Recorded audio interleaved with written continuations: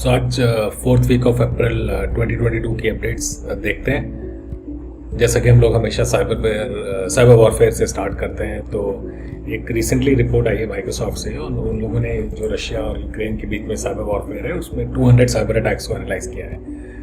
Now तो उन लोगों ने पूरी टाइमलाइन बनाई है कि किस तरह से फेब 23 से लेके अप्रैल 8 तक जब ये रिपोर्ट की डेटा कंपाइल होना फिनिश हुआ था तब तक अटैक्स कैसे रहे, उनका डिस्क्रिप्शन क्या था, उन्होंने किसको टारगेट किया। तो जैसे एग्जांपल उन्होंने बताया 237 अटैक्स उन लोगों ने तब तक देखे थे और उसमें गवर्नमेंट, आईटी, एनर्जी और फाइनेंशियल जो कंपनीज है यूक्रेन के अंदर उन पे अटैक देखा। सो Microsoft is supporting Ukraine in this event. और उसके अलावा ऑब्जेक्टिव इस इन अटैक्स का ये बताया है कि यूक्रेन की जो गवर्नमेंट और मिलिट्री फंक्शंस को इनको डिसरप्ट और डिग्रेड करना है ताकि जो वहाँ के लोग हैं उनका ट्रस्ट खत्म हो जाए। कैसे एग्जांपल, अगर आपकी बिजली नहीं आ रही है, पानी नहीं आ रहा है, आप बिल नहीं पे कर पा रहे हैं, ओके, आपकी सैलरी नहीं आ रही है, अगर आप गवर्नमेंट एम्प्लॉय तो आपको गवर्नमेंट में से भरोसा उठ जाएगा। ओके, और साथ ही साथ सेकेंड ऑब्जेक्टिव था इन अटैक्स का कि यूक्रेन के पास जो भी मिलिट्री और उनकी जो फॉरेन पार्टनरशिप्स हैं, जो नेटो कंट्रीज हैं जो या कोई और उन्हें जो सपोर्ट कर रहा है साइलेंटली, उनके बारे में इंटेलिजेंस देना।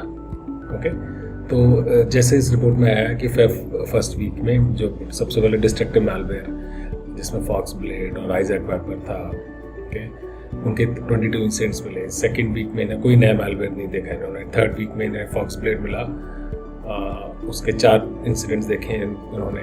फिर सोनिक वॉट, डेजर्ट ब्लेड, उनके 6 इंसिडेंट्स थे फोर्थ वीक में। फिफ्थ वीक में और रिपीटेड डिस्ट्रक्टिव मैलवेयर थे जिनके 3 इंसिडेंट्स देखे। और वीक 6 की मार्च 31 से अप्रैल 8 तक का था, उसमें इन्होंने कैडी वाइपर और डिस्ट्रॉयर 2 देखा, उसके इंसिडेंट्स देखे। ओके, इसमें इंटरेस्टिंग बात मुझे ये लगी इस रिपोर्ट में कि इन लोगों ने बाकी कोई भी अटैक टाइप कवर नहीं किए बियॉन्ड मैलवेयर। सो डीडॉस एक अटैक है जो बहुत ज़्यादा उस वक्त इस वक्त अभी भी हो रहा है। वेबसाइट डिफेसमेंट है, यानी वेबसाइट हैक कर ली, उस पर मैसेजिंग चेंज हो गई। इस तरह के कोई भी इंसिडेंट्स इन लोगों ने कवर नहीं कर रहे हैं। ठीक है, साथ ही साथ जो थर्ड पार्टी हैकर्स थे जैसे एनोनिमस है, उन लोगों ने जो प्रो यूक्रेनियन हैकिंग करी थी उसके बारे में कोई इंसिडेंट्स नहीं है, विच इज़ फाइन। ये उन लोगों की स्कोप जो थी वो मैलवेयर के अराउंड थी, तो we are absolutely okay with it. हम इस पॉडकास्ट या चैनल का ऑब्जेक्टिव है कि हम लर्न कर सकें जितनी रिसोर्सेज अवेलेबल है पब्लिकली उनसे और उनको सिंपल लैंग्वेज में समझ सकें। तो माइक्रोसॉफ्ट की रिपोर्ट एक डेटा सोर्स है और हम कई डेटा सोर्सेज को देखते हैं। Now going back to the report, तो उसमें ये बताया गया कि साइबर अटैक्स मिलिट्री अटैक्स से पहले चालू हो गए थे और जो टोटल अटैक्स में थे उसमें 32% जो अटैक्स थे वो यूक्रेन की गवर्नमेंट ऑर्गेनाइजेशंस के लिए पे टारगेट थे, जो नेशनल लेवल के ऑर्गेनाइजेशंस है, रीजनल लेवल की और सिटी लेवल की। और कुछ 40% अटैक थे जो क्रिटिकल इंफ्रास्ट्रक्चर पे थे, जिसमें मोस्टली उनकी जो पावर सप्लाई ग्रिड्स हैं उनके ऊपर था। उसके अलावा उस रिपोर्ट में ये भी आया है कि रशिया के जो इंटेलिजेंस यूनिट्स हैं जिसमें GRU है, SVR है, FSB है, इनके डिफरेंट ग्रुप्स थे। कौन सा ग्रुप किस पर्पस के लिए इन्वॉल्व था, उन ग्रुप के कोड नेम्स होते हैं जो हम साइबर सिक्योरिटी में बहुत कॉमनली यूज़ करते हैं ताकि हम क्लासीफाई कर सकें एक्टिविटी को। तो उन ग्रुप्स के बारे में और उनकी टेक्निक्स के बारे में काफ़ी इन्फॉर्मेशन है। जैसे स्ट्रॉन्टियम एक ग्रुप है जो मिलिट्री टारगेट्स के पीछे है, इरिडियम है जिसका दूसरा नाम सैंडवॉर्म भी है जो कि डिस्ट्रक्शन साइड में होता है, और उन्होंने कैडी वाइपर, इंडस्ट्रॉयर नाम की मैलवेयर बनाया था जो क्रिटिकल ग्रिड्स के था। ठीक है, डेव 0586 है जो विस्पर गेट है जिसका नाम जो डेटा थेफ्ट में होता है, इन्वॉल्व होता है। और सिमिलरली अलग अलग ग्रुप्स है, राइट। तो आप लोगों को नाम याद रखने की जरूरत नहीं है अनलेस आपका किसी पर्टिकुलर हैकर ग्रुप में आउट ऑफ क्यूरियोसिटी इंटरेस्ट है। हम सिर्फ ये समझना चाहते हैं कि किस टाइप की एक्टिविटीज़ होती हैं किसी भी देश पे अटैक करने के लिए। ओके, तो अगर मैं रशिया यूक्रेन की बात करूं तो जैसे इस रिपोर्ट में बताया गया कि सबसे common access technique, initial access जिसको हम कहते हैं, वो फिशिंग ईमेल्स के थ्रू होती है। उसके अलावा वो सिस्टम जिनमें सॉफ्टवेयर पैच्ड नहीं है, अपडेटेड नहीं है, उन पे कोई वल्नरेबिलिटी है, उनको एक्सप्लॉइट किया। साथ ही साथ ऐसे कोई भी सप्लाई चेन जिसमें कोई काम कर रहा है, जैसे इस केस में IT सिस्टम्स जो किसी भी यूक्रेन की गवर्नमेंट के लिए मैनेज कर रहे थे, उनको भी हैक किया गया ताकि उनके थ्रू गवर्नमेंट के डिपार्टमेंट्स में घुसा जा सके। ओके, उसके अलावा जो फिशिंग कैंपेन्स थी वो स्ट्रॉन्टियम ने मिलिट्री एंटिटीज़ के लिए की, एक्टनियम ने गवर्नमेंट ऑफिशियल्स के की, और डेटा थेफ्ट अलग ग्रुप ने किया। तो अलग अलग जो ग्रुप्स थे इंटेलिजेंस के, रशियन इंटेलिजेंस के, उन लोगों ने अलग अलग टारगेट्स के साथ काम किया। और इसके अलावा एक ग्रुप है नोबेलियम, जिसने 2022 में एक बड़ा हैक था, इन्वॉल्व था, उसके पीछे था। उसने क्या किया कि नेटो को सर्व करने वाली जो भी आईटी सर्विसेज वगैरह उनमें हैक करने की कोशिश करी, ताकि वो वेस्टर्न फॉरेन पॉलिसी डॉक्यूमेंट्स को ले सकें, और ये कंपनीज टिपिकली नेटो को सर्व कर रही हैं, और ये नेटो में जो कंट्रीज इन्वॉल्व हैं वो यूएसए, यूके, नॉर्वे, जर्मनी और टर्की हैं। आप नेटो के बारे में पढ़ सकते हैं, तो और जो कंट्रीज हैं आपको उनको मिल जाएगा उस ग्रुप का पार्ट कौन है। ओके, उसके अलावा ऐसे कोई भी यूक्रेनियंस जो कि रशिया के अगेंस्ट थे और उन्होंने यूक्रेन को पब्लिकली सपोर्ट करने की बात करी, उन पे भी अटैक किया। ओके, और घोस्टफायर ने क्या किया था, जो ग्रुप है उसने फिशिंग के थ्रू यूक्रेन के जो मिलिट्री अकाउंट्स हैं, जो मिलिट्री के एम्प्लॉयज़ होंगे, उनको अटैक करने की, उनके नेटवर्क को अटैक करने की कोशिश करी है। तो अगर हम इसको पॉलिटिकल मिलिट्री इवेंट्स को अगर साथ, या पॉलिटिकल मिलिट्री इवेंट्स और साइबर इवेंट्स को अगर हम साथ देखें, तो जनवरी 13 से एक्चुअली ये सब चालू हो चुका था, जब डिप्लोमेटिक टॉक चल रहे थे रशिया और नेटो की कंट्रीज के बीच में, वो फेल हो गए थे। ठीक है, तो उसी दिन क्या हुआ, जनवरी 13 को विस्पर गेट नाम का जो मैलवेयर था, उसने गवर्नमेंट के, जो यूक्रेन के गवर्नमेंट के डिपार्टमेंट्स और आईटी सेक्टर के अंदर काफ़ी डिस्ट्रक्शन किया। उसके बाद फरवरी 1 को प्रेसिडेंट पुतिन ने एक ये इंफॉर्मेशन दी कि उनकी कोई भी डिमांड्स नेटो और यूएस ने मानने से इग्नोर कर दिया है, और उसके बाद 17 को हुआ कि क्रेमलिन को फोर्स्ड एक्शन लेना पड़ेगा, और फिर 21 को उन्होंने एग्जिस्टिंग जो मिन्स्क पीस एग्रीमेंट था उसको नलिफाई कर दिया। और साथ ही साथ क्या हो रहा था, जनवरी और फेब में डिफरेंट जो ग्रुप्स थे ना इंटेलिजेंस के, जिसमें इरिडियम है, डेव 0586 है, उन्होंने स्मॉल सिस्टम से लेकर बड़े लार्ज लेवल पे बड़ी डिफरेंट सेक्टर्स में यूक्रेन की कंपनीज में इन्फेक्शन चालू कर दिया था। और फिर 24 जैसा हम सबको बताएं कि रशिया ने यूक्रेन पे अटैक कर दिया था। और उसी दिन डॉस अटैक चालू हो गया वहाँ पे ब्रॉडबैंड सर्विस में जो इंटरनेट देती है, जिससे यूक्रेन के जो नॉर्मल यूजर्स थे या यूरोप के जो बाकी सिटीजन्स थे उनको काफ़ी इंटरनेट एक्सेस करने में दिक्कत आई। अब आप इमेजिन करिए आज के टाइम पे आपकी इंटरनेट एक्सेस बंद हो जाए तो आपकी जो डे टू डे काम है वो बहुत रुक सकते हैं। अगर मैं इस डेटा को मिलिट्री स्ट्राइक से कंपेयर करूँ तो मिलिट्री स्ट्राइक जैसे 24 को स्टार्ट हो गई थी, तो उसी वक्त ओडेसा नाम की एक सिटी है यूक्रेन में, उसमें रशियन एक्टर्स ने एक क्रिटिकल इंफ्रास्ट्रक्चर एनर्जी कंपनी को हैक किया। उसके बाद कीव में एक टीवी टावर पर मिसाइल गई, तो इधर सूमी में एक और क्रिटिकल इंफ्रास्ट्रक्चर की कंपनी उसको अटैक किया। ठीक है, अब जब सूमी में इलेक्ट्रिसिटी चली गई, ठीक है, तो वहाँ पे पावर कुछ ब्लास्ट भी हुआ, मुझे नहीं पता कि रिलेटेड है नहीं है या मिलिट्री एक्शन की वजह से बात हुई थी, बट उस फेब 28 को कीव में एक मीडिया कंपनी हैक हो गई और इस तरह से सो ऑन सो फोर्थ। तो जिस तरह से काइनेटिक ऑपरेशंस चल रहे थे, पैरेलली साइबर ऑपरेशंस भी चल रहे थे, तो it means Russia was prepared. Okay, and उनका टिपिकली ऑब्जेक्टिव ये होगा, साइबर वॉरफेयर वाले या साइबर ऑपरेशंस के जो मेंबर्स हैं उनका ऑब्जेक्टिव होगा कि वो अपने जो मिलिट्री इंटेलिजेंस है, काइनेटिक इंटेलिजेंस में जो लोग हैं उनको कोई भी इंफॉर्मेशन वो स्टील कर सकते हैं, उनको हेल्प कर सकते हैं, जिससे यूक्रेन ज़्यादा एक्टिव ना रहे।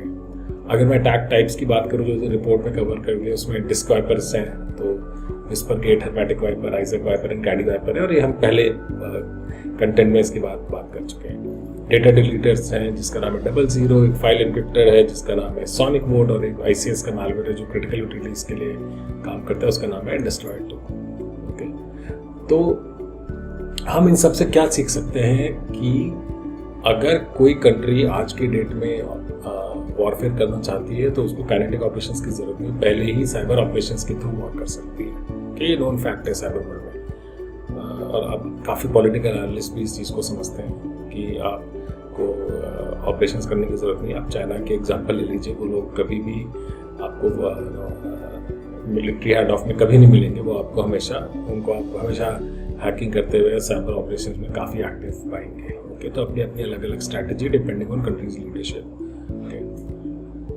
तो इस रिपोर्ट के बियॉन्ड बढ़ते हैं। एक कंपनी ने रिपोर्ट किया है कि एक TA410 थ्रेट एक्टर ग्रुप मिला है, जो कि एसेंशियली एक सिंगल लोगो का ग्रुप नहीं, उसके अंदर एक 3 ग्रुप्स है जिनका नाम है flowing frog, looking frog, jolly frog, और जिनके अपने अपने टूल सेट्स और टारगेट्स हैं। और ये लोग बेसिकली गवर्नमेंट और एजुकेशन सेक्टर पे कवरेज कर रहे थे और 2018 से में एक्टिव हो गए थे।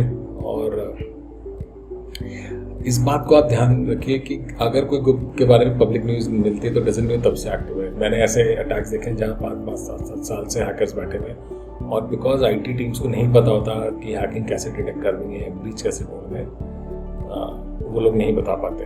तो डेटा स्टील हो रहा होता है या डिस्ट्रॉय हो रहा होता है, वो एस्पियोनेज कर रहे हो, आपको नहीं पता चलता क्योंकि आपकी आईटी टीम स्ट्रॉन्ग है। ऑल्दो पहले से अवेयरनेस बेटर हो गई है, सॉफ्टवेयर स्मार्ट हो गए हैं, तो वो काफ़ी कुछ डिटेक्ट कर लेते हैं अगर टीम स्मार्ट है और उनको फॉल्स पॉजिटिव्स ट्यून करने आते हैं। ओके, अब इसमें क्या है कि ये लोग किस तरह से घुसते हैं, ये नेटवर्क में एक्सेस, इनिशियल एक्सेस कैसे होती है कि माइक्रोसॉफ्ट एक्सचेंज में अगर कुछ वल्नरेबल अनपैच सिस्टम्स है उनको हैक करेंगे और मेल सर्वर का एक्सेस मिल जाएगा। उसके बाद वो क्या कर सकते हैं, स्पीयर फिशिंग ईमेल यूज़ करते हैं, यानी टारगेटिंग फिशिंग, जैसे मेरे नाम से ईमेल आएगा कि डियर प्रशांत, ताकि मुझे पर्सनली लगे और मैं अटैचमेंट खोल के उस मलिशियस डॉक्यूमेंट से अपने सिस्टम पे इन्फेक्शन आ जाएगा। ओके, और ये लोग क्या करते हैं, एस्पियोनेज कर रहे हैं, तो जिसमें इनके जो सॉफ्टवेयर्स हैं, इन लोगों ने एक फ्लो क्लाउड नाम का एक मैलवेयर है उसको पकड़ा है, जिसके अंदर वो माइक्रोफोन भी रिकॉर्ड करता है, और अगर एक पर्टिकुलर लेवल के बाद वॉल्यूम बढ़ जाती है तो वो सॉफ्टवेयर रिकॉर्ड करने लग जाएगा। क्लिपबोर्ड मॉनिटर करता है सिस्टम में आप क्या काम कर रहे हैं, फाइल्स क्या मॉडिफाई कर रहे हैं, ठीक है, और कैमरा से वो पिक्चर्स भी ले सकता है। जैसे मैं कभी कोई मेरा सिस्टम हैकर मेरी भी फोटो ले सकता है, या मेरे एनवायरनमेंट में जहाँ बैठा हूँ वहाँ की फोटो लग सकता है। ओके, और ये सारा डेटा हिडन होता है, सिस्टम को नहीं पता चलता, सिस्टम हैक्ड है कंप्लीटली। ओके, तो जो TA410 है इसने टारगेट किसको किया, इसने अक्रॉस एशिया इसकी एक्टिविटी काफ़ी ज़्यादा है, और जिसमें फ्लोइंग फ्रॉग ग्रुप है उसका टारगेट्स थे university, foreign diplomatic mission, south Asia country, Asian countries में एक माइनिंग कंपनी को चाइना में उन्होंने हैक किया। लुकिंग फ्रॉग को diplomatic mission, charity, government, industrial manufacturing dividends में, जॉली फ्रॉग ने एजुकेशन, चर्च, मिलिट्री और कुछ डिप्लोमेटिक मिशंस को अटैक किया। तो कोऑर्डिनेटेड इवेंट्स है as per the report. Okay, तो इससे हम क्या सीख सकते हैं कि hackers will try to become expert in one particular thing, और उसके थ्रू वो कोऑर्डिनेट करके काम करते हैं। Okay, again either to support up there countries mission, country leaderships direction, या फिर अगर वो साइबर क्रिमिनल में तो फाइनेंशियल एडवांटेज के लिए, ताकि वो डेटा को बाद में यूज कर सके। नेक्स्ट न्यूज में नॉर्थ कोरिया के हैकर्स है, उन्होंने एक गोल्ड बैकडोर करके मैलवेयर है, जैसा आपको नाम से लग रहा हो, बैकडोर यानी सिस्टम में इंस्टॉल हो जाएगा और आपकी एक्टिविटी मॉनिटर करता रहेगा। ये रियोचेट चोलिमा या APT37 कहते हैं, नॉर्थ कोरिया का ग्रुप है, उसको उसने ये काम किया और जर्नलिस्ट को टारगेट करता है। और ये ना सिर्फ जर्नलिस्ट को, जो गवर्नमेंट ऑफिशियल है, नॉन गवर्नमेंट ऑर्गेनाइजेशंस है, अकेडमिक्स है, या नॉर्थ कोरिया को जो सपोर्ट नहीं करते उन लोगों के लिए किया है इसने। और आमतौर पर स्पीयर फिशिंग यानी टारगेटेड ईमेल्स के थ्रू जर्नलिस्ट को टारगेट करता है। जैसे ये लोग आमतौर पे ईमेल्स पे अटैचमेंट खोलते हैं तो सॉफ्टवेयर ये गोल्ड बैकडोर इंस्टॉल हो जाता है और वो जर्नलिस्ट से की इन्फॉर्मेशन स्टील करने लग जाता है, जिसमें सेंसिटिव इन्फॉर्मेशन हो सकती है, उनके सोर्सेज क्या हो सकते हैं उनके बारे में इन्फॉर्मेशन होती है, ताकि उस सोर्सेज के अगेंस्ट एक्शन ले सके। तो another category of cyber espionage है ये। तो अभी तक हमने क्या देखा, जितने भी, अगर आप पिछले जब से मैंने कंटेंट स्टार्ट किया है, आप नोटिस करेंगे कि नॉर्थ कोरिया, चाइना, रशिया काफ़ी एक्टिव है ओके इस तरह के साइबर एस्पियोनेज में और डिस्ट्रक्शन में। ओके, तो this is the changing face of cyber operations और साइबर वॉर। अगर मैं बाकी दूसरे टाइप के साइबर सिक्योरिटी इंसिडेंट्स की बात करूं तो जर्मनी में एक कंपनी है डॉश विंटेक, उन्होंने कंफर्म किया है कि उनके यहाँ साइबर अटैक हुआ था अर्लियर अप्रैल में, और उससे क्या हुआ कि उनकी डिसरप्शन हो गया, उनकी जो विंड पावर जो एनर्जी प्रोड्यूस करते हैं वो सिस्टम्स बंद हो गए थे। अब वो कौन से टाइप का अटैक है उन्होंने नहीं बताया गया। आजकल रैंसमवेयर सबसे बड़ा अटैक है, तो team which reported this they suspected के रैंसमवेयर है, मगर कंपनी ने कंफर्म नहीं किया। और उन लोग जिन लोगों ने रिपोर्ट किया इंसिडेंट, उन लोगों ने ये बताया कि उन्हें ब्लैक बास्टर नाम का एक रैंसमवेयर गैंग है, उनको कुछ डेटा डम्प्स मिले थे, उसमें इस कंपनी का नाम था, इसलिए उन्होंने सस्पेक्ट किया कि रैंसमवेयर इम्पैक्ट ही होगा। और ये पहला अटैक नहीं है, जर्मनी के जो एनर्जी प्रोवाइडर्स हैं उन पर काफ़ी टाइम से अटैक हो रहे हैं, और नॉर्डेक्स था जिसको अपने सिस्टम बंद करने पड़े मल्टीपल लोकेशंस में, उन पर अटैक हुआ था। और एक सैटेलाइट कम्युनिकेशन सिस्टम है जिसको अभी रिसेंटली मैंने कवर किया था कि रशिया और यूक्रेन की वॉरफेयर के बीच में अटैक हुआ था उन पर, और उसकी वजह से जो बाकी एनर्जी टर्बाइंस है वो बंद हो गए। तो टर्बाइंस कनेक्टेड है क्योंकि उनको डेटा भेजना है, अगर आपका इंटरनेट बंद हो जाएगा तो टर्बाइंस डेटा भेजना बंद कर देंगे और ऑपरेशंस में दिक्कत आ सकती है। तो things are getting connected, right. और इसलिए आप क्रिटिकल इंफ्रास्ट्रक्चर पर अटैक कर दीजिए तो एनर्जी प्रोडक्शन, एनर्जी डिस्ट्रीब्यूशन सब में दिक्कत आ सकती है, राइट। और इस साल मैंने अभी तक कोई क्रिटिकल इंफ्रास्ट्रक्चर में एनर्जी के अलावा कोई रिसेंट अटैक्स वाटर पाइपलाइंस में नहीं सुने। लास्ट ईयर था एक यूएस की कंपनी है, वहाँ पे अटैक हुआ था, आप गूगल कर सकते हैं, पाइपलाइन अटैक्स थे। और ऑयल कंपनीज पे होते रहते हैं, जो भी एनर्जी प्रोडक्शन में या यूटिलिटीज में जो हमारे डे टू डे काम में आती है उन पे अटैक्स बड़े कॉमन है। उसके अलावा एक एक्सप्लॉइट किट है रिग पुरानी एक्सप्लॉइट किट है। एक्सप्लॉइट किट का काम क्या होता है कि उसके अंदर मल्टीपल या एक सॉफ्टवेयर है, लेट मी रिफ्रेश दिस, एक सॉफ्टवेयर है जो कि कैपेबल होता है आपके सिस्टम की वल्नरेबिलिटी के हिसाब से आपके सिस्टम को हैक करने के लिए। तो होता कैसे है, एक्सप्लॉइट किट्स वेबसाइट पे इंस्टॉल होती हैं। तो अगर कोई हैकर है वो या तो अपनी फेक वेबसाइट सेटअप करेगा या कोई वेबसाइट जिसमें सिक्योरिटी अच्छी नहीं है उसको हैक करेगा और उसमें एक्सप्लॉइट किट नाम का सॉफ्टवेयर अपलोड कर देगा। अब ये सॉफ्टवेयर क्या करता है, जब भी यूजर विजिट कर रहा है वेबसाइट को, जैसे मैं गया विंडोज 7 की मशीन से और विंडोज 7 पे मेरा क्रोम का वर्जन है, लेट्स से 2022 या 22 वर्जन है, I don't recall latest version का नंबर क्या है, बट अज्यूम 2022 है। तो वो वर्जन वो देखेगा, अच्छा इसके अगेंस्ट क्या मेरे पास कोई वो जो एक्सप्लॉइट किट है देखेगा कि इस वर्जन के अगेंस्ट मैं क्या सिस्टम में क्या हैक कर सकता हूँ, क्या मैं उसके पासवर्ड चुना सकता हूँ, क्या मैं उसने जो यूजर नेम पासवर्ड सेव कर रखे ब्राउजर के अंदर उनको ले सकता हूँ, सिस्टम में एक और सॉफ्टवेयर इंस्टॉल कर सकता हूँ। तो डिफरेंट डिपेंडिंग ऑन क्या सॉफ्टवेयर है, उसके क्या एक्सप्लॉइट्स हैं या वीकनेसेस प्रेजेंट है, वो रूट किट डिटेक्ट करेगी और अकॉर्डिंगली आपके जो विक्टिम है उसकी सिस्टम को इन्फेक्ट कर देगी। ओके, और फिर सिस्टम पे एक और सॉफ्टवेयर इंस्टॉल हो सकता है, वो सॉफ्टवेयर का पर्पस कुछ भी हो सकता है और वो कॉन्फ़िगरेबल होता है। तो हैकर्स क्या करते हैं, एक्सप्लॉइट किट क्रिएट करते हैं, एक्सप्लॉइट किट क्रिएटर्स करेंगे और बेच देंगे उसके अंडरग्राउंड फोरम से। और जो बंदा खरीद रहा है, लेट्स से मैंने खरीदा एक्सप्लॉइट किट, तो मैं उसके बैकएंड में एक रैंसमवेयर प्लग कर सकता हूँ, मैं कोई इन्फॉर्मेशन स्टीलर प्लग कर सकता हूँ। तो इस पर्टिकुलर केस में एक रेडलाइन नाम का एक स्टीलर प्रोग्राम है, वो मिला है। और ये क्या करता है कि रेडलाइन अंडरग्राउंड फोरम्स पे कमर्शियली अवेलेबल है। किस तरह से काम करता है, ये यूजर नेम्स, ब्राउज़र कौन सा इंस्टॉल है, आपका हार्डवेयर क्या है, आपके पास सिक्योरिटी एंटीवायरस सॉफ्टवेयर कौन सा है, और वो सारा कॉपी करता है, रिकॉन करता है। उसके बाद आपका सारा डेटा जैसे पासवर्ड हो गए, क्रेडिट कार्ड अगर आप ब्राउजर में सेव कर रहे हैं, क्रिप्टो वॉलेट्स हैं, वीपीएन के लॉगिन है, इन सबको स्टील करके हैकर को भेज देगा। और अभी तक जो इसके इंसिडेंट्स मिले हैं वो Brazil, Germany, USA, Egypt, Canada, China और पोलैंड में मिले हैं। और फरवरी में इस साल रेडलाइन विंडोज 11 की फेक अपग्रेड सॉफ्टवेयर के थ्रू आ रहा था। तो काफ़ी लोग, आप लोग अगर जब एक्साइट हो जाते हैं, नया सॉफ्टवेयर आता है और आप चाहते हैं कि मैं उसको बिना पैसे दिए कर लूँ, तो टॉरेंट साइट्स पे जाते हैं या किसी और साइट्स पे, आजकल टेलीग्राम पे भी लिंक्स मिल रहे हैं, आप उस पर जाएंगे और फेक सॉफ्टवेयर वो या फ्री के चक्कर में आप लोग इंस्टॉल करते हैं उसको। नुकसान क्या होता है, हैकर्स उसके अंदर इस तरह के मैलवेयर जो आपके पर्सनल डेटा चुराते हैं उसको इंस्टॉल कर सकते हैं। वो मैलवेयर आपको रैंसमवेयर भी ला सकता है, टाइप कर सकता है। वो ये भी कर सकता है कि आपके सिस्टम पे बॉट या एक ऐसा मैलवेयर इंस्टॉल करते हैं जो क्रिप्टो माइनिंग में यूज़ हो सके, तो वो कुछ भी कर सकते हैं डिपेंडिंग ऑन कौन हैकर है, उसने कितने पैसे खर्च कर रखे हैं, किस तरह से उसका ऑपरेशन चल रहे हैं। ओके, प्लीज़ मैं हमेशा कहता हूँ पायरेटेड सॉफ्टवेयर, क्रैक्ड सॉफ्टवेयर मत यूज़ करिए, आपको पता नहीं है कि आपका सिस्टम पे कितना इम्पैक्ट हो सकता है। ओके, उसके अलावा क्लाउडफ्लेयर नाम की कंपनी है जो कि इंटरनेट सर्विसेज देती है, उसने एक बहुत बड़ा डीडॉस अटैक मैनेज किया है, और ये डीडॉस अटैक में 15.3 मिलियन रिक्वेस्ट पर सेकंड आई है।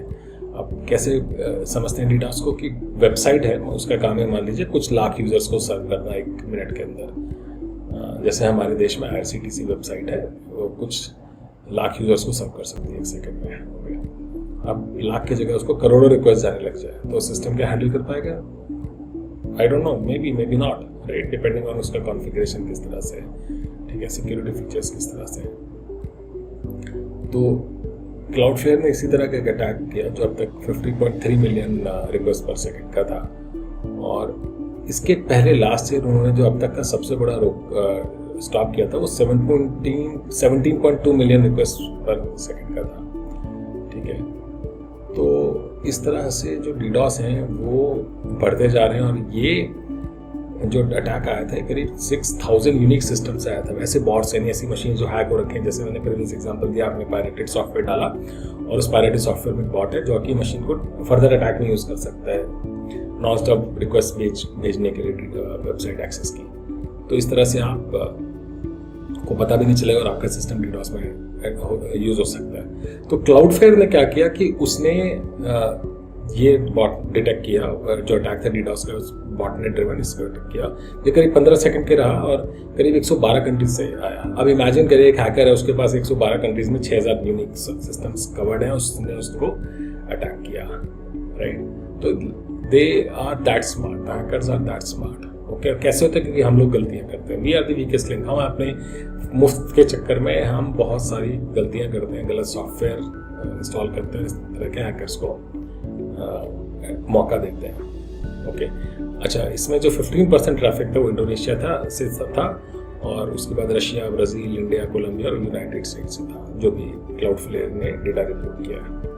उसके अलावा नोड पैकेज मैनेजर, एक NPM एक पैकेज मैनेजर होता है लाइनक्स साइड पे, जो क्या करता है कि नोड स्पेसिफिक एक जावास्क्रिप्ट प्लेटफॉर्म है लैंग्वेज का, तो उसकी एक वल्नरेबिलिटी मिली है जिसकी वजह से हैकर्स मैलवेयर डिस्ट्रीब्यूट कर सकते हैं। ओके, तो इसको सप्लाई चेन थ्रेट कैटेगरी में माना जाएगा। सप्लाई चेन यानी कोई भी ऐसी चीज़ जो इवेंचुअल गोल में हेल्प करती है। लोग भी हो सकते हैं, सॉफ्टवेयर भी हो सकता है, सिस्टम्स भी हो सकते हैं। जैसे रशिया के केस में, रशिया वॉरफेयर के केस में हमने IT सर्विसेज कंपनी एक सप्लाई चेन का पार्ट थी, क्योंकि वो नेटो के कंपनी को सर्व कर, गवर्नमेंट बॉडी को सर्व कर रही है। सॉफ्टवेयर के कॉस्ट केस में NPM के थ्रू आप सॉफ्टवेयर इंस्टॉल कर रहे हैं, और वो NPM को कॉन्फ़िगर किया जा सकता है बिकॉज ऑफ द वल्नरेबिलिटी और वीकनेस, कि वो एक मलिशियस सॉफ्टवेयर या मैलवेयर को इंस्टॉल कर सके। ओके, तो ये एक वल्नरेबिलिटी मिल रही है, तो बी केयरफुल। इन सब चीज़ों के लिए वर्क अराउंड्स और सिक्योरिटी फीचर्स अवेलेबल हैं, आपको इजीली कॉन्फ़िगर किए जा सकते हैं। ओके, इसके अलावा एक कंपनी है लिलिन सिक्योरिटी कैमरा बनाते हैं वो लोग। लिलिन, अगर आप सर्च करेंगे लिलिन सिक्योरिटी कैमरा, तो उनके जो कैमराज हैं उन पे एक मैलवेयर मिला है, और वो बॉटाना गो नाम का है। ओके, या IoT डिवाइसेस यानी जो कैमरा है उनको कंट्रोल करके अटैक कर रहा है। और इस तरह से जो आपके कनेक्टेड कैमराज होते हैं, कनेक्टेड कोई भी डिवाइसेस हैं, अगर ये कनेक्टेड हैं तो प्लीज़ बी केयरफुल कि कहीं किसी इंटरनेट पे किसी हैकर ने उसका सॉफ्टवेयर की वल्नरेबिलिटी निकाली ना हो और पोस्ट ना कर रखी, ताकि हैकर्स उसको कर सकें। और क्या होता है कि क्योंकि जो मेन कंपनी जो कैमरा बना रही है उनको नहीं पता होता है, साइबर सिक्योरिटी के बारे में नहीं जानते, तो लेकिन हैकर रिसर्च कर लेते हैं। जो कंपनी पॉपुलर होगी उस पर अटैक बढ़ने चालू हो जाते हैं। जैसे विंडोज़ पे सबसे ज़्यादा अटैक क्यों है? क्योंकि विंडोज़ सबसे ज़्यादा लोग यूज़ करते हैं, ठीक है। गूगल एंड्रॉयड पे सबसे ज़्यादा अटैक्स भी है। एंड्रॉयड की ऐप्स बहुत ज़्यादा यूज़ होती है, बहुत सारी सोर्सेज के थ्रू इंस्टॉल की जा सकती है, राइट। तो ये तो हो गया कि क्या साइबर वर्ल्ड में सिक्योरिटी साइड से चल रहा है, राइट। अब आते हैं कि how we are responding, good guys, right. तो इंटरेस्टिंगली मैं बहुत दिनों से बात कर रहा था कि इंडिया में एक ऐसा कुछ लॉ आ जाना चाहिए, रेगुलेशन आना चाहिए, रूल आ जाना चाहिए जिससे कि मैंडेटरी हो जाए कि साइबर सिक्योरिटी इंसिडेंट्स रिपोर्ट करना। तो वो आ गया है, राइट। तो 28 अप्रैल को सर्ट, जो हमारी Indian computer emergency response team है, वो जो ministry of electronics and IT का पार्ट है, उन लोगों ने ये नोटिस दिया है कि आपको 6 घंटे के अंदर आपको ब्रीच नोटिफाई करना पड़ेगा। और उन्होंने करीब 20 कैटेगरीज बताई हैं इंसिडेंट्स की। जो कॉमन कैटेगरीज हैं जिसमें रैंसमवेयर है, डेटा ब्रीच है, लीक है, वेबसाइट हैकिंग है, IoT के एक्सेस है, फेक मोबाइल ऐप्स है, इनके कोई भी इंसिडेंट्स हैं आपको सर्ट को रिपोर्ट करने पड़ेंगे। तो प्रीटी गुड। मैं बहुत दिनों से प्रे कर रहा था कि इस तरह का कुछ हो जाए। तो आई एम वेरी हैप्पी कि government is getting agile, they are taking seriously. In fact Russia Ukraine warfare ने बहुत लोगों की आंखें खोल दी हैं कि हमें अपनी जो साइबर ऑपरेशंस है ना, उनको ठीक करना पड़ेगा, रिपोर्टिंग को ठीक करना पड़ेगा। कंट्री को हम ऐसे नहीं छोड़ सकते कि आप सिर्फ मिलिट्री एडवांस कर ले और IT साइड को छोड़ दें। IT साइड हर जगह कनेक्टेड है, तो अगर नॉर्मल लोग आप IT के बिना हम लोग आपका बिजनेस बंद हो जाएगा तो कैसे काम चलेगा। एग्जाम्पल मेरे केस में, अगर मेरा डे टू डे इंटरनेट बंद हो गया तो मैं 1-2 दिन के बाद सर्वाइव नहीं कर सकता, क्योंकि हम लोग का सारा काम ही IT पे होता है। बिना IT सिस्टम्स के, बिना इंटरनेट के कुछ कर ही नहीं सकते। आप इमेजिन करिए आपका फ़ोन चला जाए 2 दिन के लिए, 4 दिन के लिए, कैसे करेंगे। बच्चों के स्कूल थैंक गॉड फिजिकल हो गए, लेकिन उसके पहले अगर नहीं होते, अगर मोबाइल कैमरा, मोबाइल्स नहीं होते, iPads नहीं होते, लैपटॉप्स नहीं, तो उनके लिए बड़ा मुश्किल होता। साल खराब हुआ और बहुत बच्चों के हुए भी हैं जिनके पास फैसिलिटीज़ नहीं थी। एनीवेज, गोइंग बैक, गूगल ने एक अच्छा फीचर लॉन्च किया है तो उन्होंने ऐप के अंदर क्या किया है कि सेफ्टी सेक्शन एक लॉन्च करा है, जिसमें डेवलपर आपसे क्या डेटा कर ले रहा है और उसका पर्पस क्या है वो सारा रिपोर्ट करना पड़ेगा। ओके, तो very good, I really appreciate what they have done. और इससे काफ़ी ये सिक्योरिटी की जो प्रैक्टिस है ये अच्छी हो रही है। ओके, तो वो सारी developer is suppose to share all this information, right. So that is great. Now एक और चीज़ हुई है कि US की साइबर सिक्योरिटी एजेंसी है, तो US मेरे ख्याल से सबसे एक्टिव है शेयरिंग करने में कि वो लोग क्या काम करते हैं साइबर सिक्योरिटी में। उन्होंने बग बाउंटी प्रोग्राम भी लॉन्च किए थे, DHS ने, जो मैंने लास्ट पॉडकास्ट में कवर किया था। उन्होंने एक रिपोर्ट निकाली है कि 2021 में जो सबसे ज़्यादा एक्सप्लॉइटेड सॉफ्टवेयर वल्नरेबिलिटी थी, यानी जो सॉफ्टवेयर में सबसे ज़्यादा वीकनेसेस थी, सबसे ज़्यादा हैक्स हुए जिनकी वजह से, उनकी रिपोर्ट निकाली है। और इसमें सिर्फ US नहीं है, जो उनके टॉप पार्टनर्स हैं, जिसमें ऑस्ट्रेलिया है, कनाडा है, न्यूजीलैंड और UK है, इनकी टीम्स ने मिलकर कॉमन रिपोर्ट निकाली है और उन्होंने रिकमेंडेशंस भी दिए हैं अपेंडिक्स में। तो इसमें जो नंबर 1 थी वो Log4j थी। Log4j एक सॉफ्टवेयर है जो लिनक्स साइड में यूज़ होता है और फ्री है, लॉगिंग के लिए यूज़ होता है। तो उसमें एक वल्नरेबिलिटी मिली थी लास्ट ईयर, उस पर सबसे ज़्यादा हैक हुआ है और उसके बाद सबसे ज़्यादा माइक्रोसॉफ्ट एक्सचेंज सर्वर में हैक्स हुए हैं। तो प्रीटी इंटरेस्टिंग रिपोर्ट। पैचेज हैं ज़्यादातर चीज़ों के लिए अवेलेबल है, तो आप प्लीज़ अप्लाई करिए और रिपोर्ट को पढ़िए। उसके अलावा US ने $10 मिलियन की बाउंड्री रख दी है 6 मिलिट्री हैकर्स के, और ये हैकर्स रशिया की मिलिट्री के लिए काम करते हैं। सबके नाम अवेलेबल है उनकी वेबसाइट पे। और ये सैंडवॉर्म ग्रुप का पार्ट है, जिसका दूसरा नाम आयरन वाइकिंग, वुड बियर है, depending on who is tracking them. और 2008 से एक्टिव है और ये रिसेंटली यूक्रेन में सैंडवॉर्म के आपने अटैक्स पढ़े हैं, तो उसमें काफ़ी टाइम से एक्टिव है। ओके, और इन लोगों ने ये बोला है US रिवॉर्ड्स ऑफ जस्टिस जो वेबसाइट है, आप गूगल कर सकते हैं। उन्होंने कहा कि आप डायरेक्ट भी भेज सकते हैं, टेलीग्राम, सिग्नल, व्हाट्सएप के थ्रू, या एक टॉर वेबसाइट है उसके थ्रू आप भेज सकते हैं। ओके, तो it's a good step. Sandworm team है वो काफ़ी डिस्ट्रक्टिव है, राइट। तो क्योंकि वो हमने पहले नोटिस किया है कि डिस्कस भी किया है कि वो रशिया के जो इंटेलिजेंस डिवीजन का पार्ट है काफ़ी एक्टिव है और बहुत डिस्ट्रक्शन के लिए रिस्पॉन्सिबल है। ओके, उसके अलावा CIA ने अपना पहला CTO डिक्लेयर किया है। Very interesting, government intelligence agency coming up with CTO, I am amazed. और ये इंडियन ओरिजिन के, इसका नाम है मिस्टर नंद मूलचंदानी, और ये डिफेंस डिपार्टमेंट के पहले ये मल्टीपल स्टार्टअप्स के CEO रह चुके हैं। और इनकी कंपनीज को ऑरेकल, सिस्को और VMware जैसी बड़ी कंपनी ने खरीदा है। और ये US में ही पढ़े हैं, कॉर्नेल में, स्टैनफोर्ड और हार्वर्ड से पढ़े हुए हैं। तो very educated person, very known figure in the Silicon Valley. तो ये CTO होंगे, so great, I think we should learn from them. Okay, उसके अलावा नॉन साइबर सिक्योरिटी न्यूज़ में ट्विटर अब एलॉन मस्क का पार्ट है, तो हमने लास्ट टाइम में कवर किया था किस तरह से उन्होंने बिट कंपोज करी है, कंस्ट्रक्ट करी है, और अब Twitter is owned by Elon Musk.